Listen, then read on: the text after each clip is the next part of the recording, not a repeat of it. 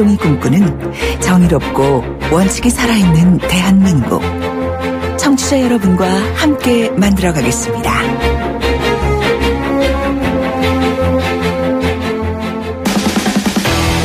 돌려보고 비틀어보는 오늘의 이슈. 이종훈의 뉴스 측면 승부. 측면 승부사 이종훈 박사 오셨습니다. 안녕하십니까? 네, 옆구리 담당 이종훈입니다. 옆구리 담당. 네. 지금 제가 앞에 오프닝은 못하고 바로 문자로 자사고 문제하고요. 네. 그 다음에 사법고시 존폐 문제. 예. 청취자분들에게 여쭤봤거든요. 견해를. 많이 글들을 좀 보내주고 계신데 많이 좀 보내주십시오. 자사고 폐지 문제, 그 다음에 사법고시 존폐 문제에 대해서 청취자 여러분들 의견을 보내주시면 제가 나중에 인터뷰하면서 전해드리고 하겠습니다. 오늘은 이종훈 박사님께서 준비하신 내용은 뭡니까? 이슈가. 됐습니다. 이제 무슨 말씀이세요? 이제 막 가자는 거 아니냐, 뭐 이렇게 또 받아들이시지 않을까. 제가 저 때문에 30분 일찍 오셨다고 지금 저한테. 깜짝 놀라셨죠? 예. 예. 이게 우리 앵커님에게 하는 말이 아니고요. 예. 오늘 오전에 신현희 서울 강남구청장이 검찰에 출석을 하면서 한 말입니다. 검찰 출석하면서 신현희 예. 구청장이 됐습니다 이랬다고요? 예. 무슨 말씀입니까? 기자들이 막 들지 않았겠습니까? 예, 들렸겠죠. 그래서 계속 이제 질문을 따라다니면서 질문을 이제 한 거죠. 포토라인에 그죠? 예. 예. 한 말씀 하고 가라. 예. 그러니까 오른손을 들어서 이렇게 뿌리치는 딱 제스처를 이렇게 취했고 예. 됐습니다. 이러면서 곧장 이제 성사 안으로 들어갔어요. 네. 그런데 이제 엘리베이터 오르기 직전까지 기자들이 따라붙어서 어떤 기자가 나는 당당하다 이렇게 생각하느냐라고 질문을 딱 던지니까 똑바로 딱 바라봤다는 거죠. 그러면서 의미심장한 미소를 싹 짓고 올라가셨다고 합니다. 어떤 의미심장한 미소일까요? 그러게요. 여러 가지 생각이 레이저 눈빛은 아니었겠죠, 그죠? 예, 그나마 이제 다행이 아닐까 그런 생각하게 됩니다. 예. 허위사실 유포 혐의라고 알고 있는데. 예, 그렇습니다. 예. 그러니까 지난 대선 당시에 그러니까 문재인 예. 그 당시 후보 시절이죠. 예. 허위사실 이제 관련한 것들을 이제 유포한 그런 혐의인데요. 네. 지금 한 83차례 정도. 예. 이런 관련 메시지를. 예. 이렇게 유포한 것으로 경찰 수사 결과가 이렇게 드러난 겁니다. 예. 민주당 대선 캠프하고 선관위원회 그다음에 시민단체 쪽에서 이제 이 수사 의뢰를 했고요. 지난 예. 3월 달에. 예. 그것을 이제 경찰에서 수사를 해서 검찰에 넘긴 겁니다. 그래서 네. 검찰이 오늘 이제 소환을 한 거죠. 이게 그냥 문자를 했으면은 뭐 상관이 없을 건데 허위 사실을 유포했다는 거네요. 예, 그렇습니다. 어떤 허위 사실입니까? 조금 좀 센 내용이 많습니다. 예. 문재인을 지지하면 대한민국은 망하고 문재인은 공산주의자입니다. 오, 예. 이런 내용도 있고요. 여걸이시네요. 예. 노무현은 국민들에게 솔직히 밝히고 용서를 구했어야지 종북 좌빨 세상을 만들어 좌빨들의 자자손손이 이 돈으로 잘 먹고 잘 살게 하자는 생각에 재물을 지키려고 자살한 인간이다. 이런 식으로. 그러니까 여기 종북이라든가 좌빨이라든가 이런 식으로 단정적으로 또 공산주의자라든가 이런 걸 단정적으로 이 본인이 증거도 없으면서 이야기하게 되면 네. 이건 허위 사실인 거죠. 그렇습니까? 그렇습니다. 그러면 저한테 누가 문자 막 보내는 사람이나 네. SNS로 글을 막 올릴 때 곽수종 박사에 대해서 허위 사실을 담은 문자를 올리면 저도 고소할 수 있겠네요. 그렇죠. 만약에 이제 종북 논자다. 예. 내지는 좌빨이다. 아니 누가 블로그에 이런 식으로 표현을 제가 최영희하고 비슷한 사람이라고 제가 올려놨어요. 예. 그런 정도는 모르겠습니다. 하여튼 이렇게 단정적으로 그 정도는 괜찮은 거예요. 예. 종북 좌파다. 이런 식으로 이제 기준이 없는 거 아니에요? 이야기를 하게 되면 네. 예, 그거는 사실은 이제 명예훼손 이런 거로 다 걸리는 거죠. 네. 그렇구나. 근데 이 말은 좀 심했네요. 좌빨들이 자자손손 이 돈으로 잘 먹고 잘 살게 하자. 이런 그러니까 내용들이 보면 자극적인, 그러니까 보수 중에서도 좀 아주 하여튼 좀 센 보수들이 좋아할 만한 그런 표현들을 담고 있는 거죠. 에이구, 참, 언론에 대해서도 막말을 던졌다고요? 예, 그렇습니다. 지난해 이제 12월 21일. 예. 그때 이제 한창 이제 이 박근혜 최순실 게이트가 진행 중일 즈음이었는데. 예. 정계와 언론계는 물론이고 역사, 문학의 척결 제일 시급하다. 그러면서 이 손석희와 수많은 언론인 모두 그동안 짓 까불고 있었던 김재동, 명계남, 문성근 같은 사람들 네. 죽이는 거다. 라고 이렇게 카카오톡을 보내기도 했고. 예. 이런 식이었습니다. 예. 그러니까 정계와 언론계는 물론 역사 문학의 척결을 하는데 그 대상이 손석희 사장, 그리고 김재동, 맹계남, 문성근 같은 놈들이다 이거네요. 뭐 그러니까 이제 만약에 이 신현희 구청장 같은 사람이 대통령이 되면 이제 블랙리스트가 이제 각 분야별로 쫙 만들어지는 거죠. 네. 이야, 이 참 제가 여걸이라고 표현했습니다만 청취자 여러분 이거 저 시니컬하게 그러니까 비아냥거린 여걸입니다. 이게 구청장 정도 되는 사회 지도자가 하실 말씀은 아닌 것 같은데. 그렇죠. 예. 그래서 이제 그야말로 막말 퍼레이드를 벌였다. 예. 이런 이제 그 지적. 이게 이제 계속 좀 나오고 막말이 아니라 기레기죠. 이 정도 되면. 네. 예. 그런데 뭐 사실은 이제 2015년 강남구 의회 회의 때부터 네. 이분이 막말로 굉장히 유명해지기 시작했습니다. 그러니까 굉장히 편파적인 덧글 뭐 이런 것들만 가져와서 막 자료 배포도 하고 네. 이러니까 뭐 거기 구의회 의장이 저지시키는 그런 일도 있었고 네. 또 민방위 교육에 이제 구청장이 가끔 나가잖아요. 네. 그 민방위 대원들. 예. 민간인들 아닙니까? 예. 그 민방위 대원들 앞에서 뭐 예를 들어 뭐 한전부지 관련해서 뭐 이 서울시에 대해서 비판을 막 하기도 하고. 예. 이러니까 굉장히 좀 이렇게 진보 진영에 대해서 비판적인 얘기를 많이 했어요. 그래서 거기에 대해서 항의를 하니까 너무 정치적인 발언이 나오니까 항의를 하니까 뭐 듣기 싫으면 나가라.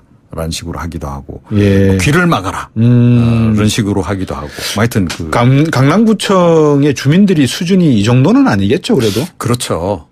근데 구청장이라는 사람이 어떻게 이렇게 하실까요? 그러게 말입니다. 검찰 조사를 받을 수밖에 없었겠네요, 그죠? 그렇죠. 급기야 이제 검찰 조사까지 받게 됐는데 이 막말 정치인들이 그럼 왜 이렇게 잘 안 사라지느냐? 네. 이것도 궁금하지 않으세요? 왜 진짜 궁금해요. 왜 그렇습니까? 왜 안 사라집니까? 존재감 부각 때문에 그런 거죠. 나 여기 있다 이거예요? 예.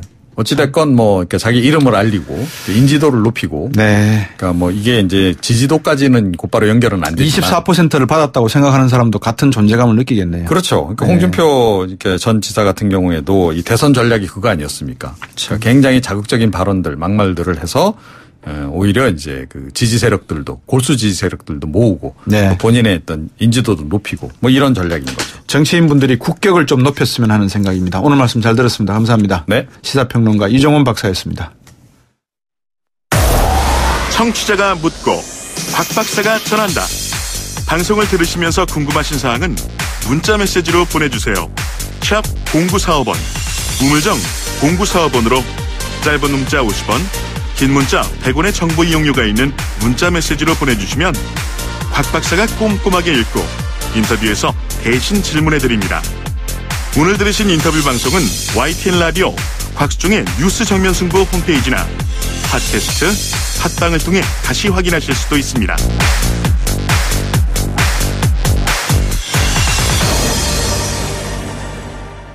네, 청취자 여러분들에게 부탁드렸던 사법고시 존폐 문제 관련한 인터뷰를 시작하겠습니다.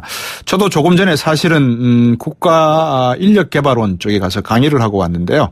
행정고시를 패스한 분들을 모시고 한 400분 정도 되더라고요. 강연을 해드리고 오면서 우리나라의 앞으로 행정을 책임질 분들의 모습을 제가 보고 왔습니다. 구체적인 내용은 제가 표현하지 않기로 하고요. 어쨌든 12월 31일에는 사법고시가 폐지가 된다고 하네요. 사법고시만 바라보고 달려왔던 고시생들 어떻게 해야 될지 여러 가지 이야기들이 있을 것 같습니다.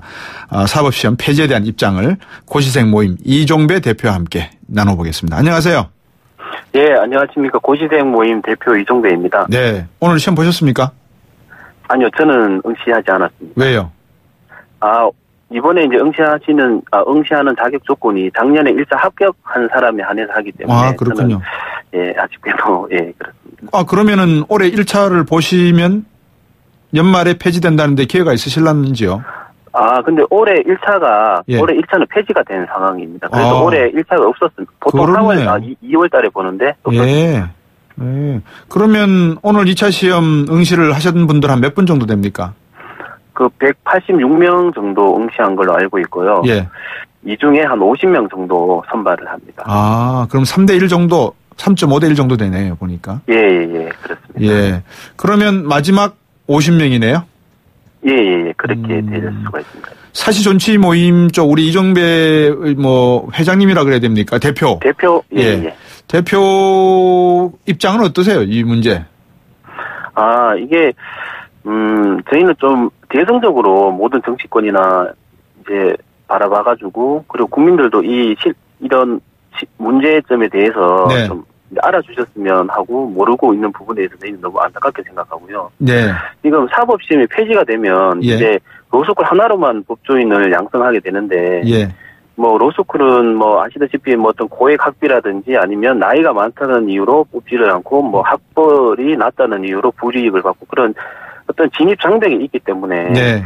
뭐 돈 없고 백 없는 그런 서민들은 이제 로스쿨에 갈 수가 없기 때문에 네. 어떤 법조인의 꿈조차 이제 꿀 수가 없기 때문에 그런 진입 장벽이 있기 때문에 로스쿨에 갈 수 없는 어떤 서민과 약자들이 예. 법조인이 될 수 있는 길은 사법시험 공정한 누구든 응시해가지고 노력과 실력으로 갈 수 있는 그런 사법시험이 로스쿨에 갈 수 없는 사람들을 이제 법조인이 될 수 있는 그런 우회로를 만들어준다고 생각하기 때문에 예. 사법시험 존재를 주장하고 있습니다. 2460번님이 같은 내용의 말씀을 보내주셨어요. 사시 합격자 절대 다수가 명무대 출신이고 사시 준비에도 많은 비용이 드는데 개천에 용나는 것 자체가 어려워질 수밖에 없다. 그리고 8823번님은 사법고시 폐지를 또 찬성을 하셨어요.